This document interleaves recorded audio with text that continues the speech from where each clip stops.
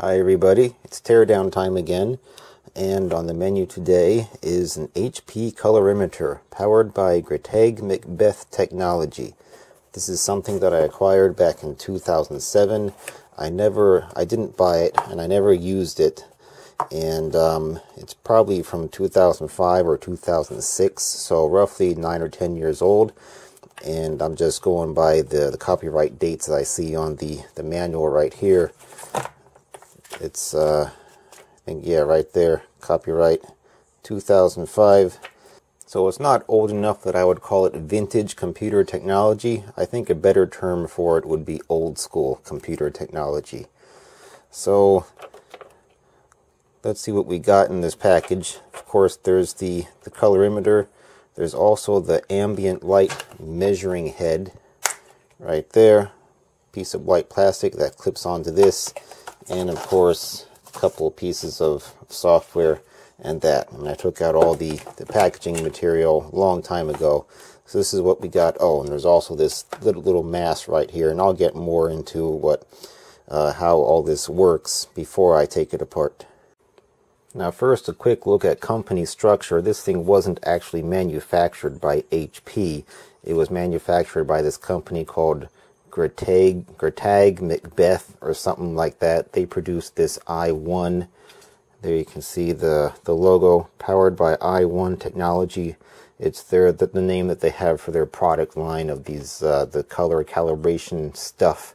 And apparently it must have been licensed to HP, so that's why HP is able to put their logo on here and their own individual part number and all that on here as well. And then at some point the company changed their name to X-Rite in 2012. Just some quick online research. That's all there is I'm going to do for the company. Now for the device itself, it has these little suction cups all around here and 4 holes for some sort of optical sensor inside there. And the whole point for this is that you would put it on a monitor.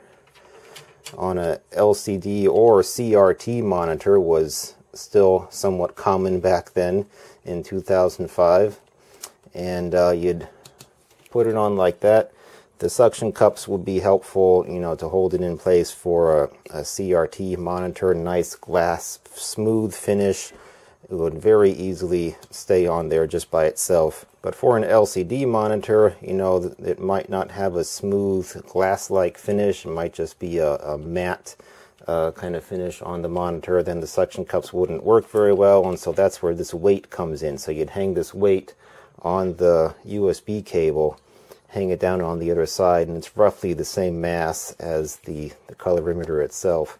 So that'll stay balanced like that. Anyway, the whole point of this thing is so that you could use it to calibrate colors on your monitor to match whatever actually gets printed out on your printer. So the software would flash certain color covering up the whole space of the screen, and then it would, you know, measure the color, go back into the computer and make adjustments as necessary to calibrate the color basically. You know, for most people, they would never need something like this, but if you work in an industry like magazine printing or product packaging or some kind of graphic design, then you would certainly want to use something like this to make sure all the color is in place and correct for standards or whatever, manufacturing standards. And also, anyway, you get the idea. I'm talking too much here.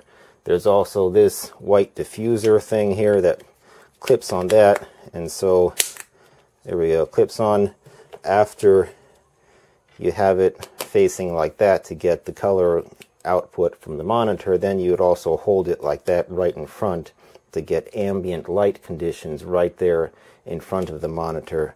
And that's one more measurement that will go into the calibration software to make sure that all variables are accounted for, and then it can do its thing and basically just calibrate the color. That's what this thing does. Now it's got this real nice clear rubber USB connector on here.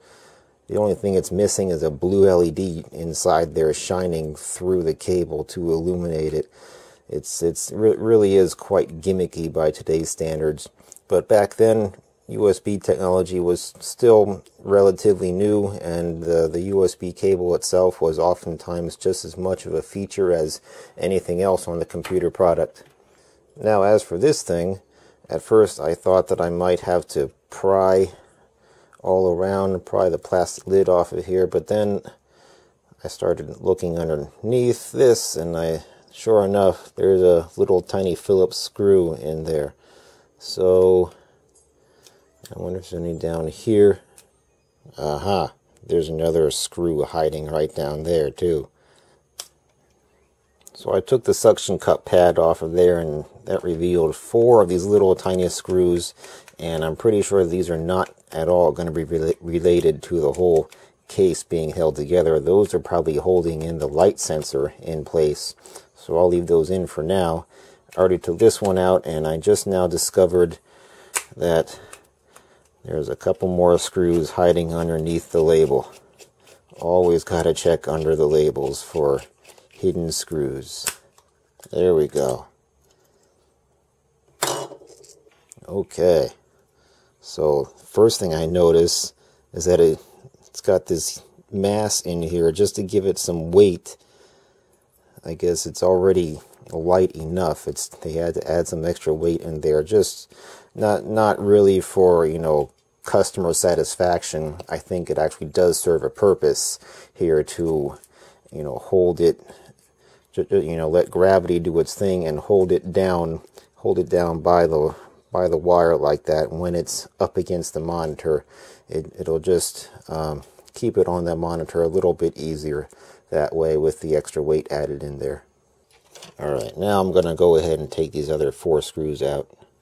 Okay, screws are out, and this just pops right off. The mass stays on the bottom plate there, and then the sensor is right here. This little black box with tape wrapped around it. Let me see if I can... This piece did come off earlier, but I popped it back on. There we go. So you can see right down inside there. Maybe I should shine a flashlight. There you go. 4 holes. You can clearly see what looks like a red, yellow, blue filters. It's probably actually supposed to be magenta, yellow, and cyan filters for whatever kind of photodiodes are underneath that. And then there's this extra hole right there. I don't know if that's some other kind of optical sensor in there or if it's just an empty space.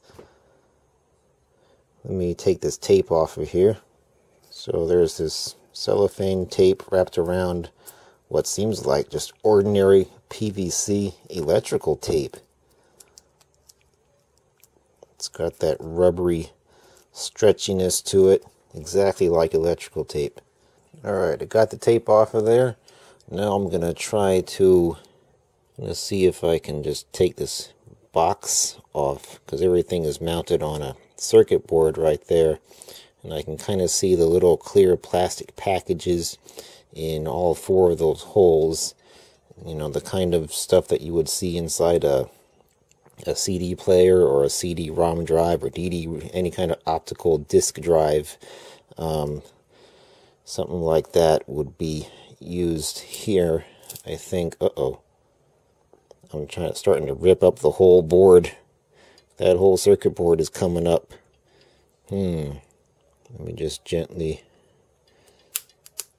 Okay, now we got some stuff coming up. Alright, I totally destroyed it, but that's fine. So yeah, there's these little photodiode packages here, or phototransistors is probably what they are, with the 3 pins on there. So not even as sophisticated as an optical drive light sensor that you would see inside there. There's another 2 on the back, and look at that, a screw.